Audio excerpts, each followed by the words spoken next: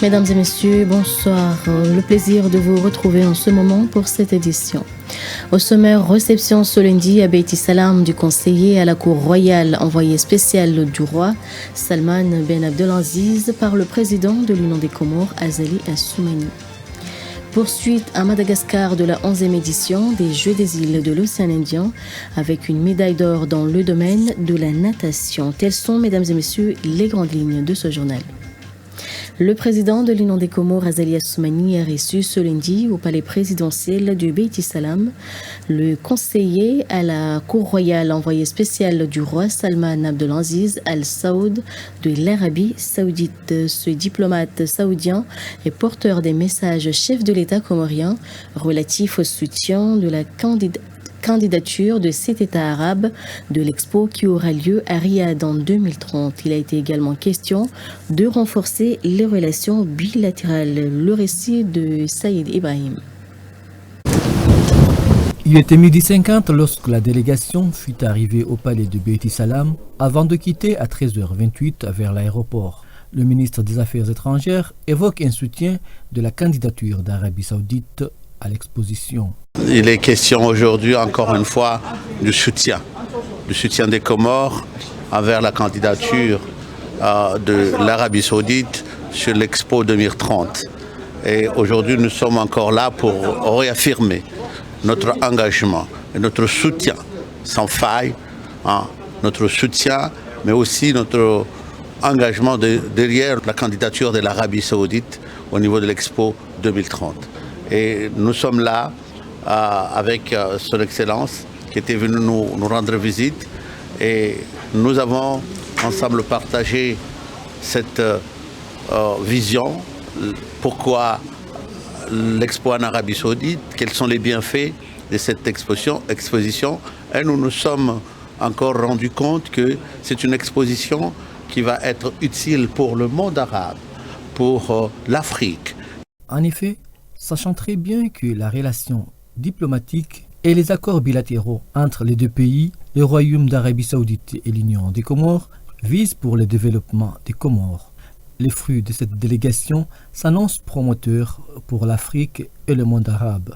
Et c'est pour cela que nous appelons encore une fois à l'ensemble des pays, des 55 nations de l'Union africaine de soutenir cette candidature, parce que c'est la candidature aussi de l'Afrique, c'est la candidature du monde musulman. Et nous serons très fiers, et nous y croyons que nous serons bien évidemment à cette expo en Arabie Saoudite en 2030 ensemble. C'est la troisième fois que le conseiller du roi d'Arabie Saoudite soit envoyé en mission spéciale aux Comores. Une fois, il occupait la fonction du ministre d'État chargé d'Afrique. Ces précédentes visites entraient encore dans le cadre de renforcer les relations diplomatiques entre les deux États. La dernière visite du Tchèque Ahmed Ben Abdelaziz se remonte avant le mois de Ramadan dernier. Page éducation de ce journal. Les dispositions qui conditionnent la rentrée scolaire session 2023-2024 sont d'ores et déjà prises au niveau de la direction régionale de l'enseignement secondaire de Ngazidja. C'est ce qu'a affirmé ce lundi le directeur de l'enseignement secondaire, Nasserdine Nadori, dans un entretien accordé à l'ORTC. Selon lui, la question des divisions des élèves entrant en 6e cette année est déjà réglée dans les CIPR. Il s'explique. Nous avons déjà, au niveau de la direction de l'enseignement secondaire de Ngazidja, à pied d'œuvre pour ces 10 travaux. D'abord, il y a une nécessité de mettre en place les structures au niveau des classes des 6e qui sont conditionnées généralement par les examens nationaux, notamment l'examen d'entrée en 6e. Deuxième étape de ces travaux, c'est au niveau des passages de classe de seconde, qui sont également aussi conditionnés par l'examen national qui est le BEPC et les moyennes de passage au niveau des classes. Donc ces travaux étant faits, la direction se prépare à accueillir le nouveau arrêté du ministre de l'Éducation nationale portant calendrier de l'année scolaire 2023-2024. Et puis il y a aussi un deuxième arrêté qui est très attendu au sein du ministère de l'Éducation nationale, notamment celui du Dr Takidine Souf, concernant les instructions et mesures officielles à appliquer au niveau de l'éducation nationale. Toujours éducation, les responsables de l'école Moroni International School ont mis en place, à l'occasion de sa deuxième année, un programme permettant aux étudiants d'obtenir une bourse d'études à Malaisie. Ceci a fait l'objet d'une entrevue ce lundi avec entre nos reporters et les dirigeants de cette institution pour étaler les démarches et critères qui permettront aux étudiants d'être éligibles, suivant l'un des chefs de cette école. Moroni International School, effectivement, c'est une école qu'on a ouverte l'année dernière, que la Fondation Ilias a tout mis ses efforts à financer à 100% pour la création de cette école. C'est une école, on dirait, franco-anglais parce qu'on a mis l'accent sur l'anglais. Bien sûr, l'arabe est aussi enseigné parce que, d'abord, le programme national est aussi respecté. Cette année, c'est la deuxième année, les inscriptions sont ouvertes pour toutes les classes de la maternelle au lycée. L'année dernière, on s'est rendu en Malaisie pour rencontrer notre partenaire principal au niveau de l'éducation, Al-Bukhar International University, qui est une université très réputée en Malaisie. Et on a effectivement mis en place un partenariat pour permettre aux élèves qui ont le bac d'aller faire leurs études supérieures en Malaisie. Et l'université prendra en charge la totalité de la scolarité, de la vie, de l'hébergement. Tout sera pris en charge par l'université Al-Bukhar. Et nous, on accompagne les élèves comoriens pour s'organiser, pouvoir effectivement accéder à cette université. Ça veut dire que dès maintenant, nous avons lancé un appel pour recruter le maximum d'élèves. On a l'objectif d'aller jusqu'à 50 bacheliers qui puissent partir en Malaisie cette année. Les critères d'abord, c'est, je pense, l'université en question nous ont demandé de faire en sorte que c'est à partir d'une moyenne de 12,50 qu'on pourra effectivement sélectionner. L'anglais, qui est d'abord la langue d'enseignement là-bas, l'anglais sera fortement pris en compte, quoi. Direction sur l'île de Nzouani où les travaux du complexe mère-enfant à la maternité de Ouani évoluent dans le bon sens. Le financement de ces travaux est déboursé par le Croissant Rouge des Émirats Arabes Unis et le gouvernement comorien. Reportage Idam Swalihi et Shalan Hussein, compte rendu d'Inadou Benali.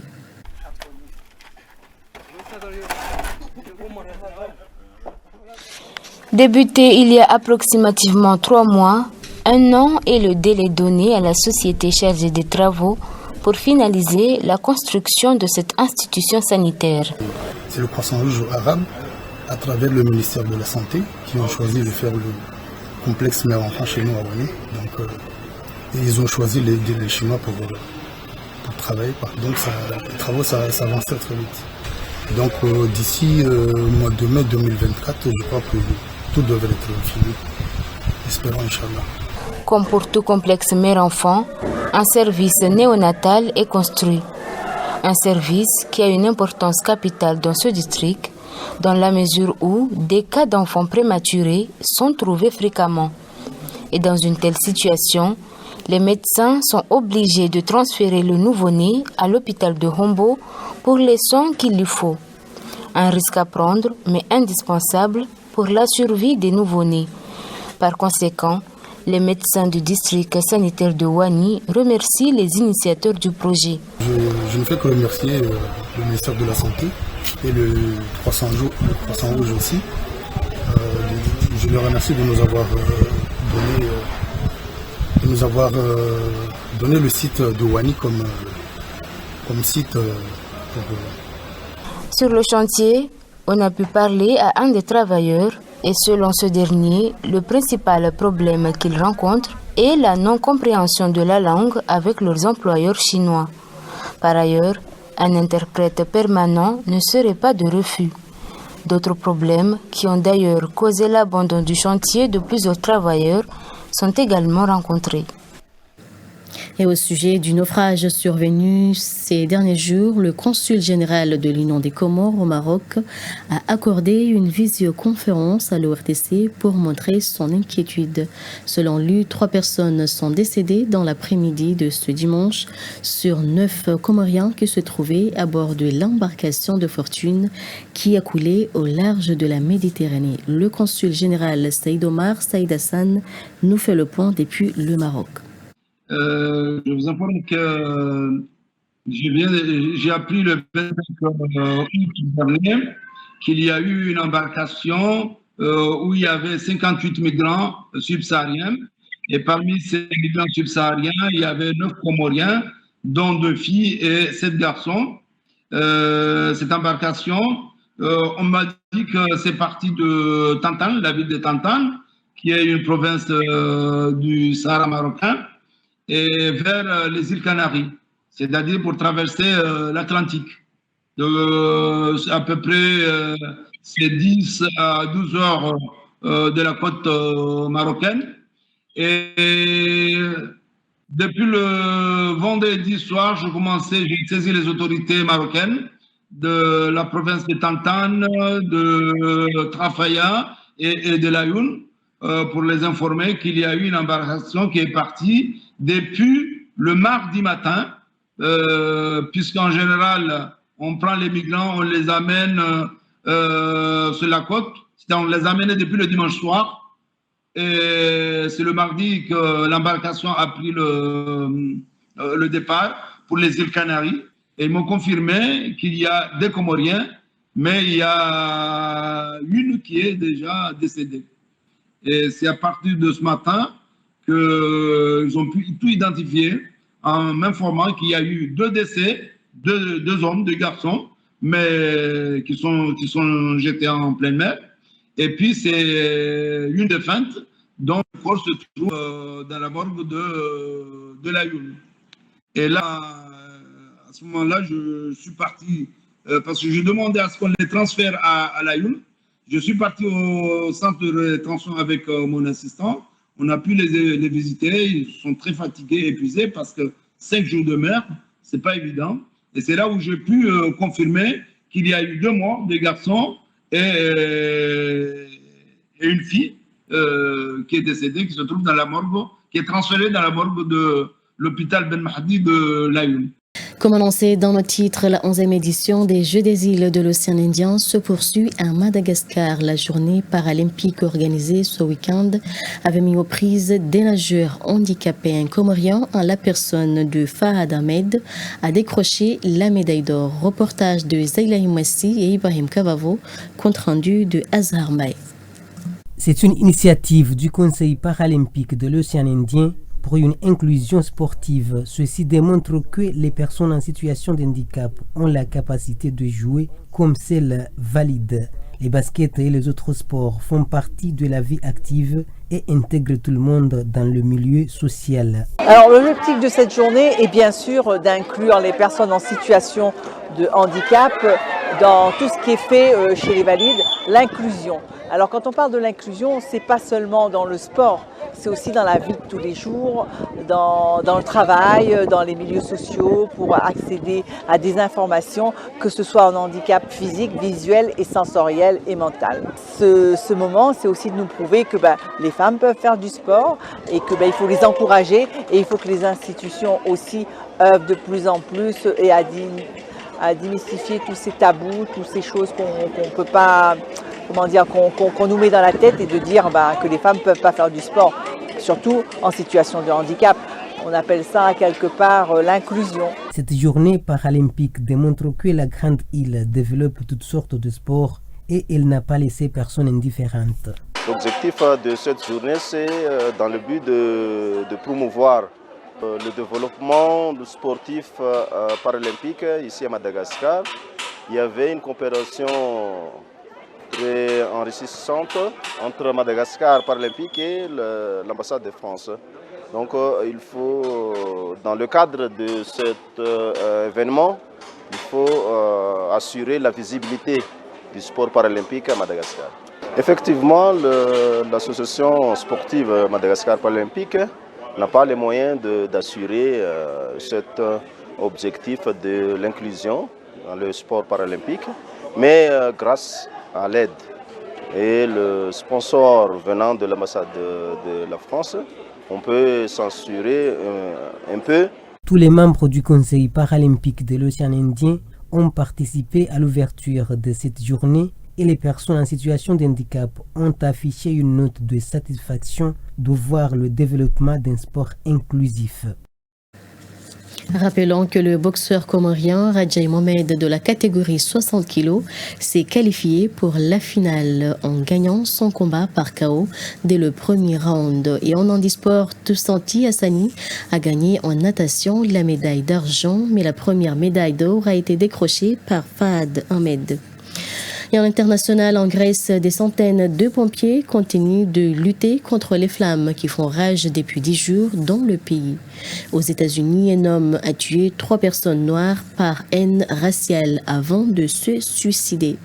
Et puis au Gabon, le gouvernement a coupé Internet et a instauré un couvre-feu en évoquant des risques de violence peu avant la fin de la présidentielle. Reportage France 24 et TV5 Monde. Impossible de communiquer avec le Gabon depuis samedi. Aucune information ne filtre.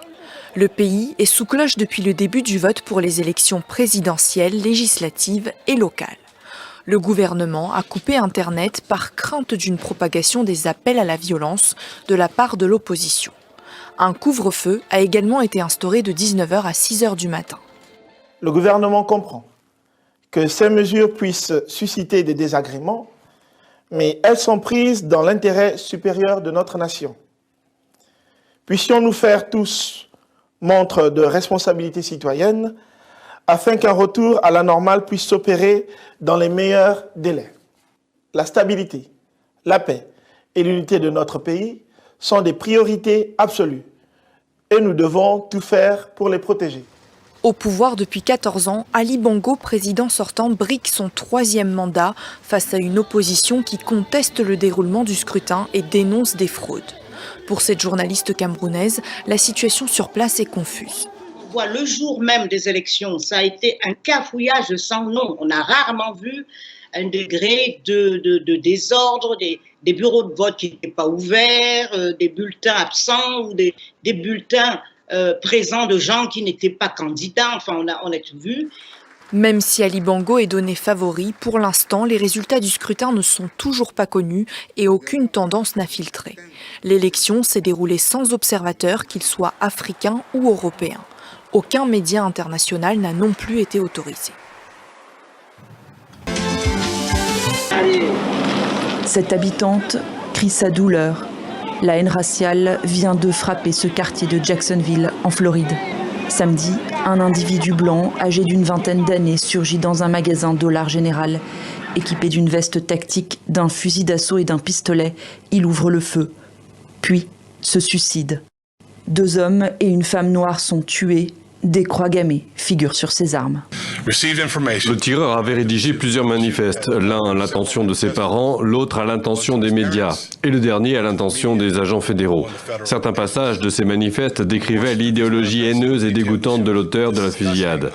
En clair, cette fusillade était motivée par des considérations raciales et il détestait les personnes noires. La fusillade s'est déroulée non loin de l'université Edward Waters. Le tueur aurait été aperçu peu de temps avant dans ce lieu historiquement fréquenté par des étudiants noirs. Le FBI a ouvert une enquête pour crime de haine. J'ai le cœur brisé. C'est évidemment une communauté qui a souffert, encore et encore, à maintes reprises. Et il y avait tellement de gens dehors aujourd'hui, visiblement en deuil, bouleversés. C'est juste quelque chose qui ne devrait pas et ne doit pas continuer à se produire dans notre communauté. Plusieurs autres fusillades ont eu lieu en fin de semaine dans le pays, les États-Unis, où un adulte sur 3 possède au moins une arme. Les incendies en Grèce ne s'arrêtent pas depuis plus de 10 jours déjà, et les pompiers sont constamment sur le qui-vive. Le gouvernement affirme que des pyromanes ont déclenché de nouveaux incendies sur le mont Parnès qui menacent les populations locales et l'ensemble du parc national. Pour aider ces pompiers grecs en grande difficulté, des soldats du feu français sont venus leur prêter main forte. Dans la banlieue d'Ekali, au nord d'Athènes, ces Français tentent de circonscrire l'incendie. Sur place, l'équipe française constate l'ampleur de l'aide nécessaire et les difficultés matérielles. Ils n'ont pas du tout les mêmes techniques d'intervention. Si vous regardez dans la caserne ouest, il n'y a aucun véhicule 4x4. Ils partent dans la montagne, dans les collines, avec des véhicules urbains. Et pour maîtriser ces incendies, il n'y a pas que des pompiers professionnels. Des volontaires grecs leur viennent en aide quotidiennement, 24 heures sur 24, avec toujours bonne humeur et gaieté. Mais ils travaillent dans des conditions difficiles, avec des équipements en mauvais état. Nos besoins sont énormes, à commencer par le matériel pour réparer les véhicules et tout ce que nous pouvons trouver pour faire le travail. Nous avons également besoin de matériel pour l'usage personnel des pompiers, comme des casques, des tenues de pompiers, des bottes, des gants de travail, des cordes et d'autres outils essentiels. Malgré ce manque de matériel, les pompiers peuvent compter sur la générosité des locaux. Ainsi, ils ont pu acquérir un drone utile pour surveiller la propagation des incendies depuis le ciel. Nous sommes épuisés et fatigués, mais lorsque nous retournons à la caserne faire notre briefing, nous voyons ce que nous avons accompli. Nous sommes satisfaits et cela nous donne du courage pour continuer notre travail au cours des prochains jours. Les incendies se propagent à une telle vitesse que l'équipe doit déjà se déployer sur l'île d'Andros à 2 heures en bateau, où un autre feu s'est déclenché récemment. Et c'est avec la page internationale que se termine cette édition. Mais avant de vous quitter, nous rappelons les principaux titres. Réception ce lundi au palais présidentiel de Beiti Salam du conseiller à la cour royale envoyé spécial du roi Salman Ben Abdelaziz par le président de l'Union des Comores, Azali Assoumani.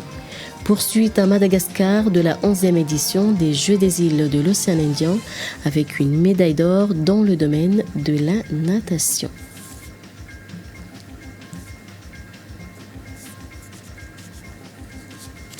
Merci à toutes et à tous de l'avoir suivi. Bonne suite de programmes sur ORTC. Très belle soirée à vous tous.